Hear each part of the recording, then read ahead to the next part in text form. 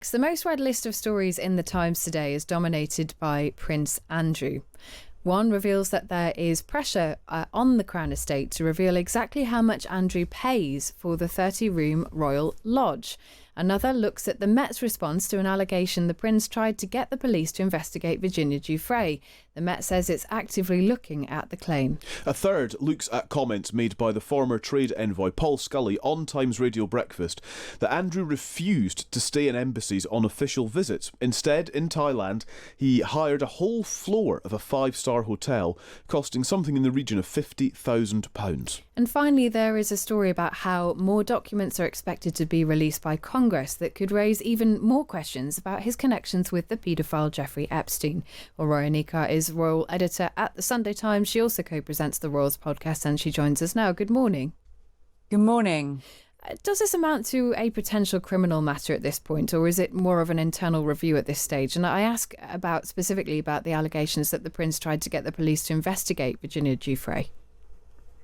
Well, I mean, I'm not a member of the Met Police, so I can't really answer that. But obviously, the police have confirmed that they are actively looking at those allegations around Prince Andrew's request of a PPO to dig into Virginia Giuffre, which does seem, if those emails are correct, and there's nothing to suggest they aren't, an absolutely extraordinary thing for a member of the royal family to request their personal police protection officer to do. So we'll have to wait and see what the police come back with on that. But, you know, I think you can see from the coverage over the weekend and certainly into today, the floodgates have well and truly opened. And with the publication of Virginia Giuffre's novel, memoir tomorrow, although a lot of that is already out there because the book was on sale yesterday, accidentally, things are going to get even worse for Prince Andrew and the rest of the royal family. And when we talk about even worse, I mean, we've been speaking this morning, for example, about his home at Royal Lodge. There are some who say that we should see the tenancy agreement, we should understand the terms of the rent. There are others who say that the cost of that runs to, it's believed, £260,000 a year, that rent. Where is his income coming from to support that? Do you think it's likely that the palace will have to publish more details, either on his income or on that tenancy agreement? Well, I mean, the thing about Andrew's income is that I think even the royal family have found it difficult to understand that. When the king was trying to get Andrew out of Royal Lodge, as he has been for the last few years, a meeting was held between Prince Andrew and the purse keeper at Buckingham Palace, in which Prince Andrew, I think, just assured them that he had the means. What those means are and where they've come from, people at Buckingham Palace and the King, I think, are still unclear. So it really comes down to more transparency from Prince Andrew directly. And that has not been his strong suit for the last few years. So I think, that will be tricky. Whether the Crown Estate want to republish that lease, I think that lease has been published historically. Whether or not there's anything in the fine print, which means that they can get him out amidst all these new allegations, that'll be down to the Crown Estate. Could he be forced to be more transparent about his income? Is there anything, for example, that Parliament could do to encourage that transparency? That's a good question, and I don't know the answer to it. I mean, that'll be something for the political editors to answer. But, so far, politicians have been a little bit reticent. But, there seems to be a bit more of a move in the last 48 hours since more allegations come forward about what further steps Parliament could take.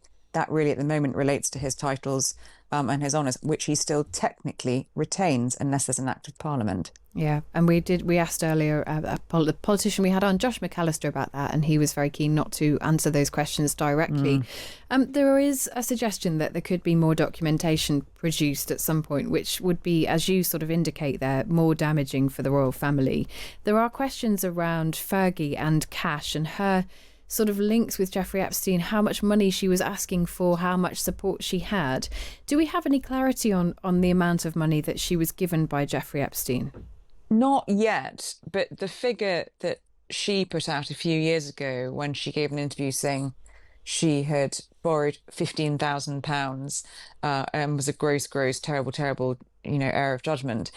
The emails that came out over the weekend from these Epstein files that Congress have and are looking to publish in full suggests very much to the contrary that it was far greater, and that she was constantly requesting money from Epstein, who, I mean, even in those emails, you could see his frustration at being constantly asked for loans from her. So it may well be that once those documents publish, and it feels like those are going to be published sometime soon, the full scale of whatever support he provided to Sarah Ferguson may become clearer.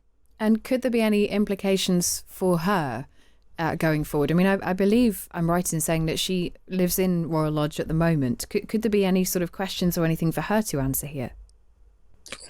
I think there are already quite a few more questions for her to answer. I think, there is a huge question mark, as we've just said, over how much money and support she had from Epstein.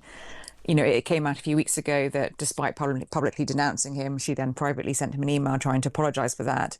I think there are many, many more questions for both Prince Andrew and Sarah Ferguson to answer. Whether or not they will answer those is another question, but there's certainly a lot of still unanswered questions about their involvement with Jeffrey Epstein. And Roya, people go in different ways when you think about Prince Andrew's children, so Beatrice and Eugenie, about sort of what happens to them. It's understood that the king is keen to protect them, I think, but this will have a knock-on effect on them too, won't it?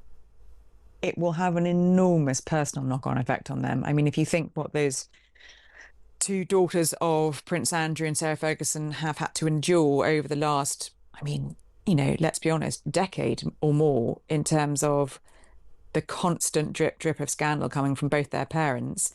The King and both the Prince of Wales have been very keen to signal that, they're very fond of Beatrice and Eugenie and they shouldn't be punished for whatever their parents may or may not have done.